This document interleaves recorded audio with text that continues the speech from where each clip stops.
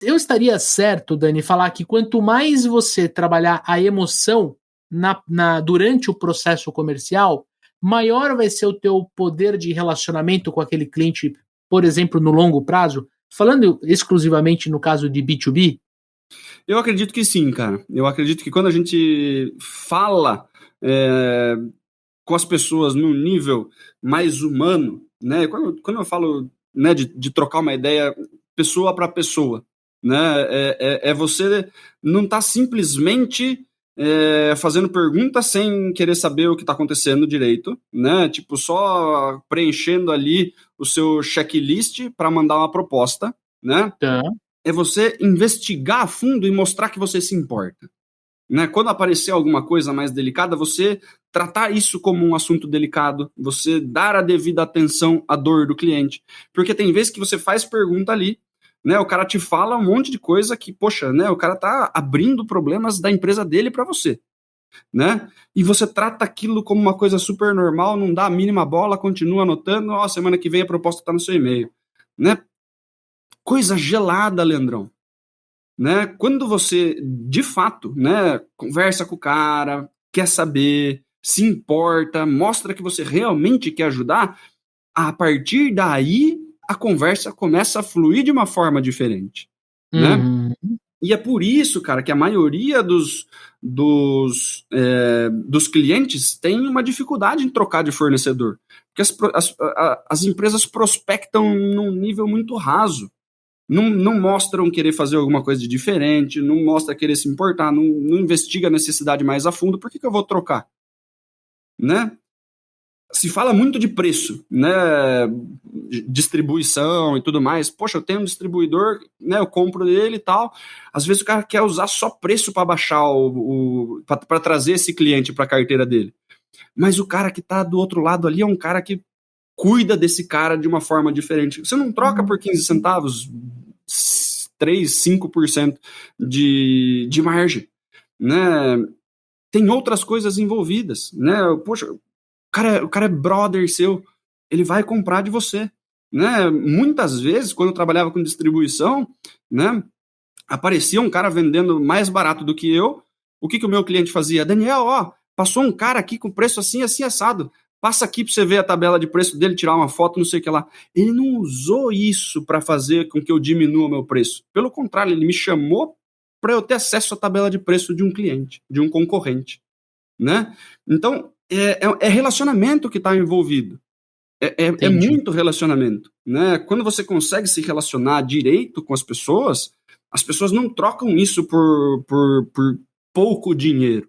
Né, a carteira de cliente, a gente consegue fazer relacionamento super bacana. O problema é quando a gente para de se relacionar. Né? Uhum. Aí realmente esse cara se sente abandonado. Né? Você começa a pegar cliente maior, você começa a fazer um monte de coisa e aquele cara fica no cantinho ali. Aí ele se sente excluído.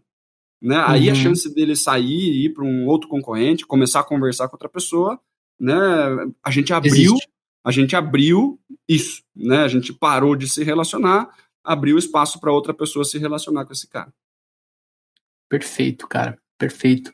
E para a gente poder ajudar o amigo ouvinte, como é que a gente pode se desenvolver no que concerne a vendas emocionais? Cara, entender um pouquinho mais de psicologia, né? Começar a perceber emoções das outras pessoas. De novo, é treino. Né? Você consegue olhar para as pessoas e tentar entender qual emoção essa pessoa está sentindo. Né? Tá.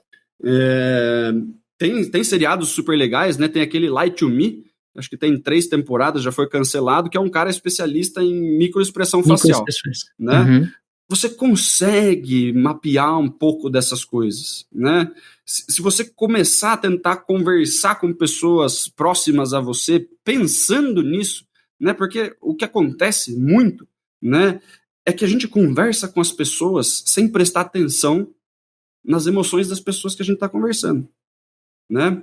Então, quando você estiver conversando com alguém, começa a se fazer essa pergunta. Né? Tô conversando aqui com o Leandro, o Leandro tá com uma cara assim assada, o que será que aconteceu? Né? Será que ele tá triste? Será que ele tá preocupado? Será que ele tá ansioso? Será que ele tá com medo? Será que ele tá animado? né? Uhum. Então começa a fazer isso, depois você faz perguntas, e daí você vai checando, né? É treino, é que antes a gente nunca se perguntava.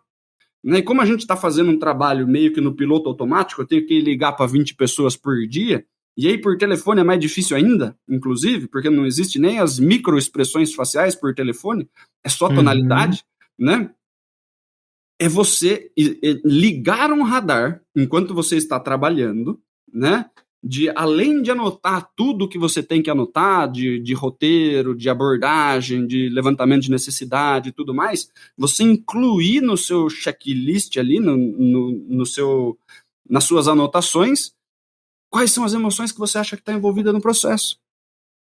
Né? Você começar a prestar atenção nisso. Você começar a estar ligado, né? Você começa a ligar um radar sobre isso. Tem gente que tem muita facilidade nisso. Né? Sabe aquela pessoa que trabalha na empresa, daí entra alguém e fala bom dia, não sei o que e tal, né? Aquelas empresas cheias de gente, passa uma pessoa, ô, bom dia, bom dia. Daí a pessoa já vira e fala assim, ó, porra, mas Leandrão, o que aconteceu com o fulano, cara? Aí você fala assim, nada, mano, o cara acabou de entrar aqui, tava de boa. Não, o cara tá preocupado, alguma coisa aconteceu, né? Daí sai correndo na sala lá pra perguntar, fulano já tá chorando na sala dele, né? Algumas pessoas perceberam isso antes de acontecer, outras não faziam nem ideia, né? E assim, talvez o cara tenha passado meio rápido, né? Já tava lacrimejando, já tava com, né, boca tremendo um pouquinho. Algumas pessoas perceberam, outras pessoas completamente desapercebidas, né? É questão da gente começar a ligar radar. Quanto mais a gente presta atenção, mais a gente começa a perceber, né? E quanto mais a gente começa a ter repertório disso, né? Putz, eu falei tal coisa, a cara da pessoa reagiu de tal forma, né? Você já começa a entender, putz, a pessoa gostou, a pessoa não gostou, caiu mal o negócio que eu falei, ou não caiu, né? A gente vai começando a entender isso, né? E vai anotando, como se fosse uma informação super importante, porque é. Sim. Né? Da mesma forma que o cara fala o que ele precisa, o que ele está sentindo quando ele pede é super importante. Né? Então, eu acho que começar a estar atento, né? Começar a ligar o radar, né? Tem muita coisa de material que dá para estudar sobre isso, né? Começar a prestar atenção. Eu acredito que se o amigo ouvinte estudar PNL, estudar Rapport, Rapport ajuda muito na conexão, e para você estabelecer rapport, você precisa estar muito atento na conversa, então você vai ter esse lado da empatia, de você se conectar verdadeiramente com o seu cliente. Eu quero deixar também um convite para o amigo ouvinte procurar no nosso canal, no @supervendedores, a gente tem 2 entrevistas sobre microexpressões faciais, também vale como material de apoio para ouvir mais sobre esse tema, então você perceber nas microexpressões se a pessoa está confortável ou não. Eu acho que é uma excelente forma de estudar, né? E cara, eu acho que se eu puder dar uma última dica, ficar atento nas nossas relações pessoais. Quando você está com um amigo, com a esposa, com o namorado, e você percebe que a pessoa está desconfortável e você pergunta se está tudo bem, essa é uma forma de você olhar esse momento como uma conexão emocional. E aí você se permitir fazer essa mesma pergunta para um cliente. Poxa, Daniel, eu tô vendo que você tá um pouco desconfortável, tá olhando pro relógio, tá tudo bem, você tá atrasado, você quer pausar aqui nosso papo para de repente você resolver alguma coisa. Você tentar se conectar com essa pessoa, eu acho que ajuda bastante nessa parte mais emocional, né, Dani? Sim, cara, eu acho que, de novo, da mesma forma como a parte técnica, ela tem muito você entender, estudar, né, aplicar e repetir, a parte emocional é a mesma coisa, né? Existem técnicas, existem ferramentas para se fazer isso. O problema é que a maior parte dos vendedores eles estão preocupados mais com a parte racional da venda, né? E acabam deixando essa parte emocional de lado. Então, mas a parte racional seria fazer aquelas perguntas da matriz de qualificação, seria usar aplicar técnica uma técnica de fechamento. Exatamente. Usar uma escassez no lugar errado. Só que como você vai fazer uma técnica de fechamento com uma pessoa que não está nem um pouco conectada com você, que na cara da pessoa ela está só esperando a reunião terminar né? Uhum. E você ainda vai querer usar uma técnica de fechamento em cima desse cara que só vai, tipo, o cara vai falar assim, ó, pronto, ele fez tudo o que precisava pra eu odiar completamente essa pessoa, né? Porque tá na cara que ele não vai fechar com você hoje. E daí você vai lá e tenta usar uma tecniquinha de fechamento michuruca, né? Uhum. Que o cara ouve e fala assim, ó, ele acha que eu nasci ontem. É. Né? E daí tem muita gente na internet, Leandrão, falando sobre gatilhos mentais, falando sobre umas coisas que não funcionam daquele jeito. Né? A gente fala sobre técnica de fechamento, a gente fala sobre gatilhos e tal, mas as pessoas elas falam como se fosse um botão infalível que você aperta e o negócio acontece. Né? Tá. Depende demais do tipo de conexão que você tem com a pessoa, senão você vai apertar e você vai apanhar ao invés de vender. Né? É complicado, né? São promessas mágicas aí, né? Que não funciona dessa forma, né? Exatamente. Já vi gente usando escassez em e-book, Leandrão, né? É isso aí, então, cara. assim, você fala assim, meu Deus do céu, né? É um arquivo eletrônico, né? Exatamente. Né? Eu acho que tem muita pessoa de má fé e mal intencionada que acaba usando isso aí. A gente, cara, quem nos acompanha aqui, nós estamos no 3º ano de Papo de Vendedor. Quem nos acompanha sabe que a gente detesta esse tipo de postura. Gente, todo episódio a gente vai convidar você para conhecer o nosso treinamento, mas a gente nunca vai falar que a sua vida vai ser transformada, você vai ganhar milhões de comissão com o nosso treinamento, porque isso depende única e exclusivamente de você. É isso que o Dani está falando.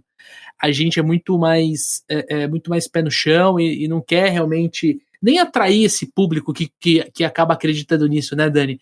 É muito mais o lado humano, de fato. E aí, curtiu esse conteúdo que você acabou de assistir? E se eu te falar que tem muito mais no nosso episódio lá do Papo de Vendedor?